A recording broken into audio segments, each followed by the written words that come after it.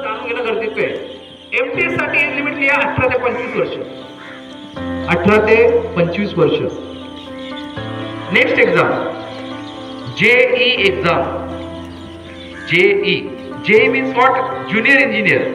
Central government मध्ये सहाय्यक अभियंता पदाची भरती असते, सॉरी कनिष्ठ अभियंता पदाची भरती असते. That's for junior engineer. आणि या ज्युनियर